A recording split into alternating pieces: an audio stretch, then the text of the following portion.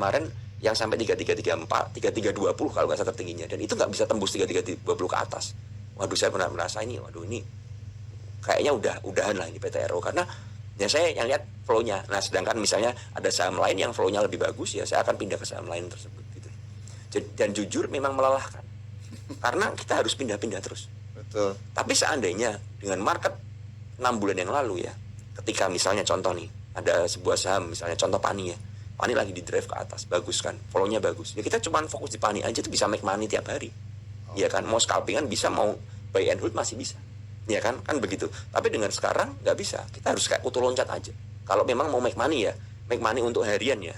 Ya seperti itu yang saya lakukan. Jadi saya hanya melihat di mana ada saham yang ada momentumnya aja. Dan saya bisa baca pergerakannya ya, tentu saja ya. Karena kan sekarang juga kita lihat ada saham-saham yang tiba-tiba arah, ya. Saham-saham yang saya nggak ngerti ini saham apa, tiba-tiba bisa arah aja. Tapi dengan kita nggak bisa ngerti ngebaca seperti itu ya, saya nggak berani. Saya takut kalau masuk nanti turun besoknya dikarungin, nggak ada likuiditas ternyata. Nah itu yang lebih saya filterin. Jadi saya akan masuk ke dalam saham yang saya bisa ngerti pergerakannya dan saya bisa baca flow-nya. Oke, berarti ini menarik sih Om Ben. Jadi Om Ben itu tanda kutip nggak pernah jatuh cinta berarti sama saham ya? Nggak pernah, jujur akan aja. selalu berpindah hati ke saham yang lain ketika dia ada flow-nya. Iya, betul. Dan untuk bisa mengkonfirmasi itu, Om Ben akan melihat bahwa di area ini rejection levelnya dia kan harusnya kan. Tapi ketika momentumnya melemah, berarti udah selesai nih momentumnya. Benar kayak gitu ya? Iya, betul. Berarti kalau misalnya keadaan seperti ini, Om Ben ada kriteria khusus nggak? Misalnya gini ya, oke, misal oke nih, flow-nya ada. Tapi kan ngomongin flow itu pasti ada standar flow kan. Misalnya nih, flow-nya harus sekian nih, baru benar-benar konfirmasi. Oh kalau flow ini kekecilan nih, wah saya susah nih kalau gini. Nah, itu gimana Om Ben? Nah jadi gini, saya juga tiap saham itu sizingnya beda-beda. Saya tidak bisa memasukkan sizing BBRI ke dalam Petro kan, seperti itu kan different ya. Walaupun memang bid offernya mirip-mirip, tapi kan ya kita ngerti bahwa likuiditasnya kan berbeda gitu, ya kan. Cuan nggak bisa disamakan dengan brand, walaupun harganya sama-sama, ya kan. Kita harus bisa memilah. Nah saya melihat gini, intinya adalah ketika saya masuk dalam sebuah saham, saya lihat kondisi bid offernya seperti itu, ya. Kalau seandainya terjadi putar balik, artinya diguyur, saya tuh bisa keluar nggak di saham tersebut? Iya kan, kan kita tidak mungkin beli cuan, ya kan, satu kali beli 10.000 lot kan nggak mungkin, nggak bisa keluar nanti, ya kan. Nah itu yang harus dicermati. Jadi saya melihat bagaimana likuiditasnya dulu. Kalau memang apakah ada standar flow yang masuk itu, kan gini, kita nggak bisa ngerti flow-nya seberapa banyak sampai ada broker summary data, ya kan, di akhir perdagangan kan. Tapi dari ketika market berjalan, saya akan melihat bahwa apakah yang HK ini seberapa banyak dari trade book-nya, ya saya lihat seperti itu. Kemudian juga saya akan gabungkan dengan TA-nya. Secara TA ini confirm nggak? Karena begini, beberapa saham yang seperti ada flow, tapi TA-nya lagi downtrend nih, lagi bikin lower low, ya kan, lagi bikin lower low. Nah itu biasanya jadi tanda kutip tipuan, hanya untuk dead cat bourse aja, ya kan. Itu yang saya lihat terjadi di beberapa saham sekarang, ya kan. Setelah bikin lower low, ya, kemudian ada flow besoknya, sempat naik sedikit, besoknya mungkin retail masuk, flow-nya keluar. Nah itu yang berbahaya, karena dari TA-nya udah kelihatan, ini udah lower low nih, udah bahaya. Nah saya emang nggak, bukan, saya lebih suka trading ke saham-saham yang memang uptrend, ya, dibandingkan udah patah trend dan bener-bener bikin lower low, apalagi ya udah titik krusialnya dijebol seperti itu, dan itu akan saya rasa akan berat untuk naiknya seperti itu. Berarti kalau saya coba ngambil beberapa statement dari Om Ben ya, berarti saham yang uptrend, dia ada flow, terus dia setiap turun ada area perlawanan dan momentumnya terus mengalami kenaikan ya, bukannya justru malah menurun ya. Terus juga memang ada size tertentu, tapi ya kita nggak bisa mengklasifikasikan sama gitu ya, TC3 kayak PTRO sama BRI. Cuma berapa kali saya dengar Om Ben ngomong masalah PTRO, brand, cuan. Saya mau tanya sudut pandang Om Ben. Dulu kita sering dengar bahwa kan, oh ini harusnya saham ini masuk indeks global. Oh seharusnya saham ini masuk dalam indeks MSCI atau FTSE Index. Atau mungkin dia naik level dari yang mid cap jadi large cap, yang small cap jadi mid cap. Jadi ada kenaikan sana. Dan hal ini kan awal mulanya kan yang menjustifikasi penurunan di saham-saham tadi kan. Om Ben sendiri melihat hal ini tuh seperti apa sih? Fenomena ini sebenarnya apa sih? Atau mungkin Om Ben melihat bahwa nggak ada isu. Menurut saya ini masih oke-oke aja kok, atau memang kayaknya emang susah sih masuk ke MSCI. Saya penasaran pengen dengar dari Om. Ya, ini opini pribadi saya ya, bisa teman-teman mungkin setuju mungkin enggak, ya silakan masing-masing. Tapi dari sudut pandang saya adalah memang seharusnya levelnya brand ini bisa masuk ke MSCI. Brand. Yes, terutama brand ya. Saya bilang brand dulu karena brand yang paling besar. Kita ngerti marketnya brand juga nomor 2 kan, di bawah BBCA kan seperti itu. Dan brand ini yang paling fenomenal menurut saya kenaikannya juga secara market ya, walaupun mungkin dirasa ini udah nggak masuk akal kemarin dan lain sebagainya.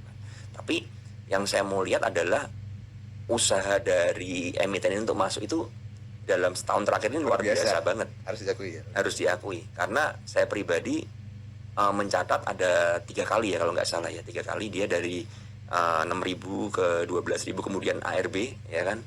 ARB ya kemudian naik lagi masuk FTSE, kemudian dicoret dalam 2 hari, turun lagi, naik lagi ke 10.000, yang terakhir MSCI yang statement reviewnya yang bilang bahwa ini masalah dengan sustainability dan lain sebagainya kan. Nah, jadi ya itu turun lagi. Tapi kalau saya melihat memang sebenarnya secara bisnis dan lain sebagainya ini memang layak gitu. Itu memang layak. Dan kalau saya bicara soal money flow di dalamnya ya, dan kita ngerti ownernya Pak Prajogo Pangestu itu selalu beli ya, komit dia memang jaga harga di area 5.000 6.000 ya kan. Cuman yang ketiga kali ini saya kemarin bilang sama beberapa teman, saya nggak yakin yang ketiga ini benar-benar bisa balik lagi dalam waktu singkat, karena ya barang udah tumpah, it means berarti butuh waktu untuk ngeringkes barang lagi ya, sehingga barang itu kumpul di satu tempat ya kan, kemudian baru bisa dinaikkan ya. Karena kalau barang berada di publik segitu banyak, tentu saja ya dari sudut pandang bandarmologi itu ngaturnya susah kalau mau naik digebuk kan seperti itu kan ya kan.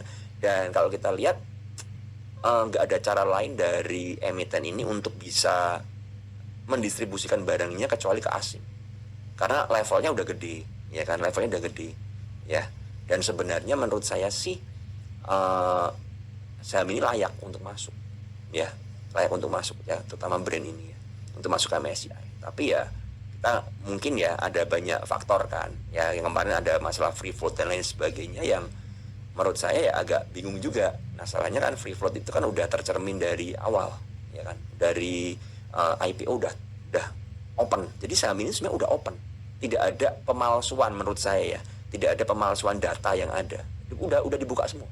Makanya ketika nggak masuk kemarin, mereka mengajukan keberatan sama FTSE. Kenapa kok tiba-tiba kamu coret? Ini udah ada dari awal kan seperti itu. Nah, cuman ya kita nggak ngerti, mungkin ya ini yang saya bilang ya, ini mungkin faktornya adalah sekarang asing melihat Indonesia itu kurang seksi lagi. Ini yang jujur buat saya sangat menyedihkan sekali dibandingkan mungkin bursa di India dan China ya. Dan kita ngerti dari data yang ada, MSCI kita dari 10 tahun terakhir turun terus porsinya turun terus. Artinya berarti asing kan kurang tertarik lagi ya kan, ya. Nah itu yang jadi concern ya nggak tahu kita kedepannya akan bagaimana, tapi saya rasa dengan adanya ya ke depan masih ada peluang, masih ada harapan saham itu masuk. Karena memang contoh begini ya, yang saya suka lagi adalah TPIA ketika masuk ke MSCI, dana yang ada tuh kan buat reinvestment lagi. Nah ini yang saya suka, dana yang ada itu bukan masuk kantong atau bukan mereka exit, enggak, mereka reinvest ya. TPIA kan kita ngerti mereka beli Shell ya di Singapura ya. Nah itu menurut saya inilah emiten yang menurut saya benar-benar bagus. Ketika kamu dapat dana dari asing ya kan, kamu sayang asing supaya nggak keluar ya dari saham saya akan perbaiki perusahaan ini dari duit yang saya dapat dari kamu. Nah itu kan berarti kalau kita jadi investor ya, misalnya saya jadi investor, saya invest ke teman-teman si A gitu ya. Ketika saya invest duit misalnya anggap aja 1 miliar. 1 miliar ini dia kembangkan perusahaannya ya kan, untuk membuat laba lebih besar lagi. Saya yang sebagai investor suka nggak? Ya saya suka banget dong. Wah berarti ini orang ini bertanggung jawab atas investasi yang saya berikan. Nah ini yang saya lihat dari emitennya Pak Prajogo ya kan. Beda dengan beberapa emiten yang dapat duit kabur. Itu menyedihkan sekali menurut saya ya kan. Beberapa kita lihat kan asing beli sahamnya, saya nggak perlu sebut sahamnya, mungkin teman-teman sudah tahu. asing beli, kemudian di hari rebalancing sahamnya arah, besoknya ARB dan turun terus sampai sekarang, dan tidak pernah kembali di level yang masuk MSCI itu menurut saya sedikit ironi, karena ini buat asing trauma, pasti mereka trauma juga gitu. Nah ini mungkin salah satu faktor yang mereka perhatikan, ya kan. Nah kalau kita bisa membuat asing betah dengan kita, ya kan, sedangkan kan kasarannya kan ini saham konglomerasi ini kan local pride ya. Kalau kita ngomong di bola kan ada local pride, ada naturalisasi. Nah, ngomong bola. Dan bola sedih nanti ya. Nah ini kan local pride kita, yang harus dijaga, di mana sebenarnya kita bisa kontrol, lokal bisa kontrol. BBRI kita nggak bisa kontrol nih, asing udah terlalu gede di sini. Kalau mereka jualan kita suffering. Nah saham yang ini kan lokal bisa kontrol. Dan menurut data yang ada ya di beberapa negara ya, di mana ada saham konglomerasi yang punya lokal, ketika sahamnya naik masuk MSCI, yang paling diuntungkan selain emiten sekarang siapa? Negaranya. Selain negaranya siapa? Investor yang di dalam negeri. Yes, investornya. Karena ketika asing masuk, mereka masuk dalam jumlah besar, harga saham akan bergerak naik. Sedangkan investor yang punya di dalamnya tidak mungkin nyangkut. Karena kalau harga uptrend naik, gimana mau nyangkut? Bener gak sih? Kalau harga turun, kita nyangkut. Nah ini yang jadi menurut saya salah satu indikator bahwa kalau pasar mau rame ya retailnya harus dikasih cuan. Karena kalau retailnya cuan, otomatis pasar rame. Bener gak sih? Menarik nih. Bener gak sih? Sebelum kita ngomong masalah market rame, sebelum saya lupa, tadi Om Ben ngomong mengenai masalah valuasi kan premium. Ya. Tadi kan.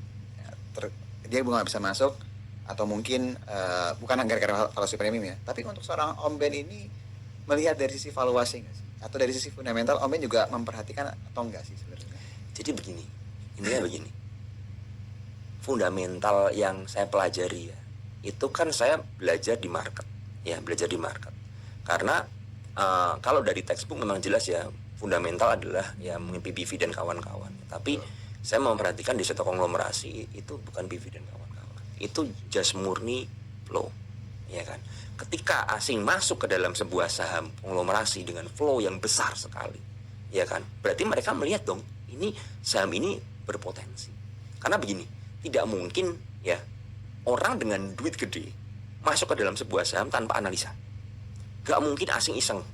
Gak mungkin lihat di running trade rame mereka beli. Bener gak sih? Gak mungkin kan? Mereka pasti udah ngerti ke depannya, ya kan. Nah, mereka melihat bahwa ini ada sesuatu yang menarik di saham tersebut. Kalau memang dirasa valuasi kemahalan dan lain sebagainya, itu kan versi kita. Problemnya adalah dana yang besar yang masuk itu nggak merasa kemahalan. Kalau mereka merasa kemahalan, mereka akan jualan, nggak akan beli. Ya, benar nggak sih? Nah, itu yang saya tangkap di situ. Jadi kembali lagi, saya tidak ingin membuat pro dan kontra untuk fundamental PV dan kawan-kawan laporan keuangan dengan dibandingkan fundamental konglomerasi ya. Tapi di sini saya cuman mau lihat aja seperti ini. Saya kan di market ini kita berinvestasi itu tujuannya untuk apa sih? Make money, bener gak sih? Tidak lain bukan pasti make money. Semua orang mau invest $1 dapat $5, ya kan? Entah dari dividen, entah dari capital gain, itu kan banyak hal. Nah, dari pengalaman saya, ketika saya mengikuti flow yang ada, meskipun sahamnya dikatakan terlalu mahal, valuasinya super premium, tapi ketika ada flow masuk, saya dapat profit di situ. Nah, itu yang membuat saya ya udah, saya ngikutin aja. Karena saya nggak bisa menggerakkan harga pasar, gitu loh. Yang bisa menggerakkan mereka. Nah, kita numpang aja, ya kan? Kita numpang, jalan ke atas, kita merasa kemahalan nih. Ini kok serem ya, kok naik terus ya. Nah, ketika kita merasa kemahalan ya terserah kita mau taking profit atau mau keluar, kurangin posisi, at least kita make money di situ. Nah, problemnya satu, orang yang nggak ngerti, udah sahamnya naik ke atas dikejar tanpa dasar analisa ya, karena cuman pemberitaan yang ada gitu, ya kan. Akhirnya beli, setelah beli mereka nggak ngerti keluarnya kapan, stop loss di mana, beli karena apa. Mereka cuma lihat saham ini rame, market cap-nya nomor 2 misalnya brand seperti di harga 10.000-12.000, ya kan. Nah, mereka beli di sana dan mereka nyangkut. Setelah mereka nyangkut, banyak orang bilang, tuh kan kamu beli saham kemahalan. Nah, justifikasi itu akhirnya terbukti kemahalan karena dia beli di harga atas. Betul. Tapi ketika di bawah dia rally kan sebenarnya juga masih premium juga kan? Yes. Masih premium juga sebenarnya. Cuman memang dari ketika asing masuk mungkin di harga 6.000 sampai ke 10.000, itu kan ada gap yang cukup gede. Hampir 100% kan kenaikannya. Contoh lagi Pani. Ketika Pani dari harga 1.000 sekarang tertinggi 18.000. Nah, sekarang pertanyaannya, kalau ada yang beli di harga 18.000 itu dasarnya apa? Ada nggak dasarnya? Saya tidak menyalahkan orang yang beli 18.000 karena setiap orang punya analisa yang berbeda. Betul. Ya kan? Saya merasa harga 18.000 buat saya itu murah. Ada orang bilang, kamu gila, 18.000 itu mahal. Murah tuh di harga 10.000. Kan berbeda, ya kan? Gak ada masalah. Masalahnya adalah ketika kita merasa ini murah, ya, dan kita beli dan kita nyangkut, kita baru merasa ini mahal. Nah, itu salahnya. Artinya apa? Kita masuk ke dalam sebuah saham tanpa analisa. Iya kan? Kalau ada orang bilang sekarang contoh begini, BBRI, ya kan? BBRI fundamentalnya dikatakan kuat dan bagus dan lain sebagainya. Ada orang merasa ini murah. Silakan go ahead dengan analisa kalian. Tapi pastikan seandainya nanti ada koreksi jangan tiba-tiba bilang BBRI mahal di harga segitu. Ya kan? Kan ini kan harus ada analisanya. Kalian masuk karena apa? Gitu loh. Nah, jadi saya pingin gini, teman-teman di sini yang mendengarkan itu punya wawasan yang terbuka dan dewasa. Ketika kita beli sebuah saham, kita nggak perlu pointing orang lain ketika kita loss. Ya kita cukup pointing diri kita. Kenapa kita beli? Ada nggak analisanya? Terus seandainya market tidak berjalan dengan sesuai ekspektasi kita, itu bagaimana plannya? Ya kan? Apa kita pasrah? Ya udahlah pasrah, siapa tahu nanti naik lagi. Kan banyak orang begitu. Ya kan? Ya kan kalau naik lagi, kalau nggak naik bagaimana? Nah, ini kan harus ada skenario-skenario yang kita buat gitu loh. Kan kita sebagai investment kan seperti itu ya. Kita investasikan seperti itu. Kalau investasi kita nggak berjalan di perusahaan ini, kita bagaimana? Kita mau cut loss, kita mau tarik modal kita, atau kita mau suntik dana lagi di situ. Nah, ini kan yang harus sebenarnya sama, cuman bedanya adalah investasi ini bukan di perusahaan secara real, tapi ini di dalam bentuk saham. Ya kan seperti itu. Menarik. Jadi perspektif mahal murah, Om Ben jawab dari sisi flow-nya. Mahal murah tergantung kita analisa dulu apa baru beli atau beli baru setelah analisa. Karena judgement-nya akan berbeda ya. Ketika tadi skenario-nya itu beli baru analisa atau sama analisa baru beli ya Om Ben. Ya. Tadi saya udah banyak ngobrol sama Om Ben. Om Ben ngomongin masalah flow, masalah uptrend, masalah narasi ke depannya, masalah tadi Om Ben bilang, oh ini harusnya begini segala macam. Ketika skenario tadi tidak sesuai dengan ekspektasi seorang Om Ben. Let's say misalnya, saya udah perhatiin nih saham nih. Oke, flow oke, uptrend, cerita oke segala macam. Saya beli ini sana. Tiba-tiba sahamnya gak sesuai ekspektasi. Trennya berubah atau patah. Apa yang dilakukan sama Om Ben? Saya akan cut. Jadi cut loss bukan sesuatu yang haram buat Om Ben? Bukan. Karena buat saya cut loss itu melindungi aset saya. Kekayaan saya ini dibangun di market. Sebenarnya seperti itu ya. Dari zaman pandemi sampai sekarang, ya kan. Intinya adalah apa yang udah saya bangun selama ya belum lama kan saya trading dari tahun 2017, 2018 sampai sekarang berarti ya 5 tahunan, 5 tahun, 6 tahun kan.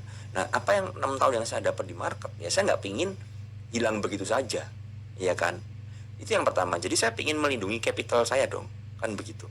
Karena saya masuknya nggak pakai fundamental yang benar-benar buy and hold, ya kan. Saya hanya just follow the trend. Ketika trennya patah ya saya harus keluar, kan seperti itu, ya kan. Kalau saya masuk karena flow, ya saya keluar karena flow juga. Kalau saya masuk karena TA, ya saya keluar pakai TA juga, ya kan. Kalau saya masuk dengan fundamental, saya akan keluar dengan fundamental juga. Jadi fair enough kan.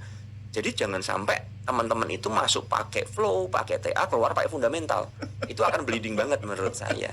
Karena strateginya pasti berbeda, cara entry, money management berbeda. Nah itu yang saya tekankan. Jadi cut loss buat saya nggak bukan sesuatu yang haram, tapi itu malah melindungi saya.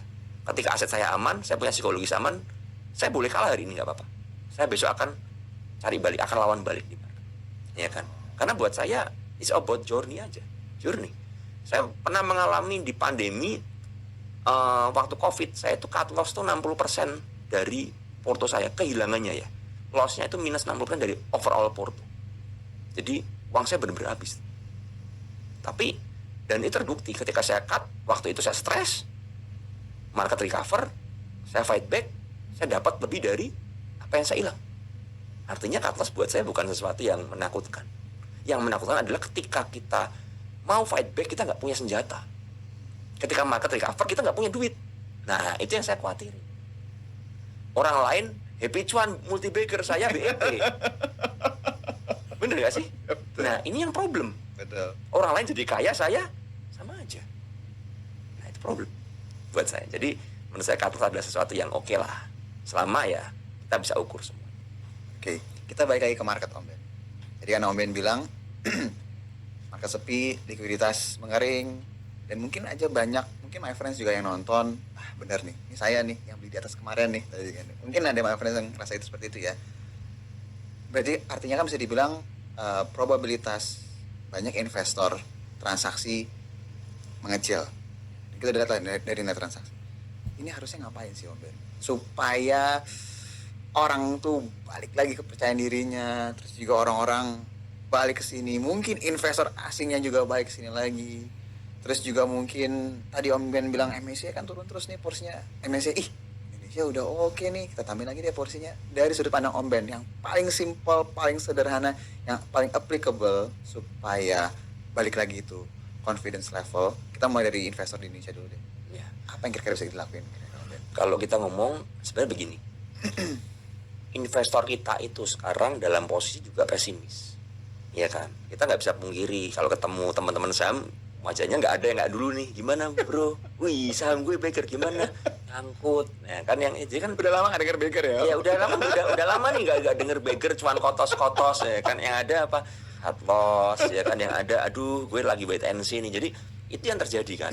Nah artinya apa? Artinya adalah ketika teman-teman retail atau banyak investor mayoritas ini menderita kerugian, ya kan, otomatis akan membuat market itu menjadi sepi. Karena apa? Tidak ada duit lagi yang bisa diputar di market. Entah uangnya habis karena cut loss atau nyangkut, ya kan. Sehingga apa? Ketika nggak banyak transaksi, likuiditas semakin turun, ya kan. Likuiditas semakin turun. Nah, sekarang kalau saya mau bilang, bagaimana sih kita ini retail bisa profit di market, ya kan? Ya, paling enggak ya kita dibantu dengan banyak kebijakan yang fair menurut saya. Saya nggak bilang pro retail ya, karena nggak bisa. Market ini kan ada market maker, ada retail, ya kan. Semua harus win-win solution. Karena apa? Kalau retailnya pro retail doang, market maker malas dong, ngapain? Kita di sini juga make money. Kita bukan harga gitu. kita bukan bansos bro, ya kan gitu kan. Kita bukan bansos. Kita jadi market maker juga mau make money. Artinya ada keseimbangan, ya keseimbangan. Karena kita nggak bisa pungkiri ya, market kan rantai makanan ya. Harus ada keseimbangan. Contoh begini, market maker itu kita ngomong, mohon maaf kalau orang ngomong kan ada predator, ada yang dimangsakan. Kalau rantai makanan kan begitu kan. Contoh, korbannya ini nggak ada habis, predatornya mati nggak? Mati. Kebalikannya, predatornya nggak ada, ini terlalu banyak nanti, dunia nggak seimbang, ya kan. Makanya ada cecak, ada nyamuk, ya kan. Karena cecak bisa makan nyamuk. Ketika cecak hilang, pasti goyang keseimbangan ekosistem lingkungan kita. Sama di market. Ya, ketika market makernya juga mulai surut, retailnya juga mati bakalan. Ketika retail mati, market makernya mau buang kemana barang? Gak bisa kan? Nah, harus ada keseimbangan. Nah, salah satu yang mau kemarin saya dengar yang sudah mulai menarik adalah wacana dibukanya kode broker. Oke. Ya, itu kan udah mulai wacana. Dan saya cukup happy dengan itu karena jujur kode broker adalah salah satu senjata retail itu make money di market. Ya kan? Ya, ini senjata retail. Kalau retail punya senjata, retail punya kemampuan, jangan khawatir lah, market maker gak akan kalah sama retail, tenang aja, ya kan. Di luaran akan banyak market retail baru yang akan nyangkut juga menurut saya, karena market seperti itu gitu kan, ya kan. Tapi at least dengan adanya kode broker dibuka, ya retail ini bisa punya power. Sekarang kalau misalnya begini, contoh nih, ya BBRI kemarin sempat naik, ya termasuk saya beli BBRI kemarin naik. Besoknya gap up dibanting. Nah selama dibanting ini kita nggak ngerti ini siapa yang jualan gitu loh. Kita hanya bisa melihat ini kok sellernya gede. Kalau saya melihat sellernya gede, saya kabur. Kan begitu kan. Saya cut loss. Dan benar hari itu asing net sell. Tapi seandainya kode broker itu dibuka, ya. Atau kalau misalnya nggak mau kode broker dibuka, ya udah foreign itu ada dulu lah ya. F sama ya, D itu F sama ya? D ada dulu paling nggak kan. Itu kita bisa lihat gitu loh. Ini kita bisa lihat. Dan kalau ya dikatakan kan waktu awal ditutup gara-gara tidak ada heading behavior dan lain sebagainya kan. Tapi dari sepanjang perjalanan itu kan banyak orang make money di market dan terbukti market rame waktu itu. Ya kan kita kan nggak usah pro dan kontranya adalah ya kita lihat resultnya aja. Resultnya waktu itu market rame. Transaksi harian gede banget waktu itu. IHSG sehari bisa di atas 20 triliun kan dulunya. Sekarang 10 triliun aja udah ngapa-ngapa kan, berat kan. Nah karena ya sepi begitu. Sedangkan ya kita ngerti banyak institusi sekuritas tuh punya Bloomberg terminal. Retail mana bisa sih langganan seperti itu ya kan. Duitnya aja udah habis buat trading kan. Nggak bisa langganan itu mahal. Ya itu kan salah satu senjatanya mereka, institusi. Mereka punya senjata, mereka bisa lihat bedah semuanya. Nah kita kan nggak punya. Kita cuma ngandalin retail unyu-unyu, cuma ngandalin broker summary ya kan. Ya kan. Itu jujur ya. Ketika ada broker summary saya bisa make money dengan lebih mudah di market. Waktu tahun 2018 2019 entah di saham yang top liner, entah di saham big caps, apapun juga. Karena saya Soalnya bisa dibaca ya soalnya ya. bisa baca. Ya kan, bisa baca. Nah, ketika retail banyak yang dapat uang di market, rame nggak marketnya? Oh, rame dong. Di mana ada gula ada semut itu. Ya kan? Nah, itu yang terjadi. Jadi mungkin ini harus segera di realisasikan kode broker dibuka ini. Karena itu sangat membantu retail, sangat membantu. Karena kalau enggak kita itu udah tutup matanya digebukin dulu isinya. Ya kan? Nah, kalau kita digebukin dulu kita mau nggak digebukin? Kan lama-lama nggak mau dong. Gue turun di sini gebukin lama, gue ngapain turun, gue diem di sini aja lah, atau gue cari tempat lain aja lah, di mana gue nggak digebukin, ya kan seperti itu. Makanya kan banyak yang pindah ke kripto awalnya, walaupun di kripto digebukin juga akhirnya kan, ya kan, di kripto digebukin serba salah, pindah ke forex, pindah ke gold, yang ramai sekarang gold lagi all time high kan, mereka hanya switching aja. Tapi ketika di saham ini situasinya kondusif, retail bisa make money di market, everybody happy, asing juga pasti akan mau masuk. Karena apa? Oh, ada likuiditas. Jangan lupa MSCI itu salah satu faktor yang dilihat itu bukan fundamental. Likuiditas. Mereka hanya melihat likuiditas. Mereka ini sahamnya liquid nggak? Iya kan? Bisa nggak mereka cukup aman di sini? Nah, ketika saham-saham liquid, asing akan mulai lirik. Ya kan? Sekarang gini, kalau kita mau mengundang asing masuk lagi, sama kita mau undang orang bertamu ke rumah kita, caranya bagaimana? Ya kita percantik rumah kita, sesimpel itu. Kita bersihkan rumah kita percantik, kita beri fasilitas yang bagus supaya orang nyaman, ya kan. Contoh hotel ya, orang bisnis hotel, kalau mau hotelnya ramai harus bagus hotelnya, harus profesional pelayanannya, ya kan. Jangan sampai peraturannya berubah-ubah. Waktu check in ngomongnya, oh check out jam 3 pak, oh siap jam 3 ya, saya bisa lihat jam 4 nggak? Oh bisa pak, aman pak. Besok jam 2 digedor, pak check out sekarang pak, check out sekarang. Lama orang kesel dong. Nah ini gimana? Iya pak, maaf pak, kemarin kita salah. Lah, saya udah atur semuanya. Ya nggak bisa bapak sekarang keluar. Orang kapok nggak nginep di hotel itu? Saya rasa pasti kapok. Nah ini adalah analogi yang simpel aja. Gitu. Hal yang sederhana tapi impact-nya akan sangat besar sekali ke market ya. Betul, menurut saya betul. Om Ben, ini kita udah ngobrol panjang lebar ternyata.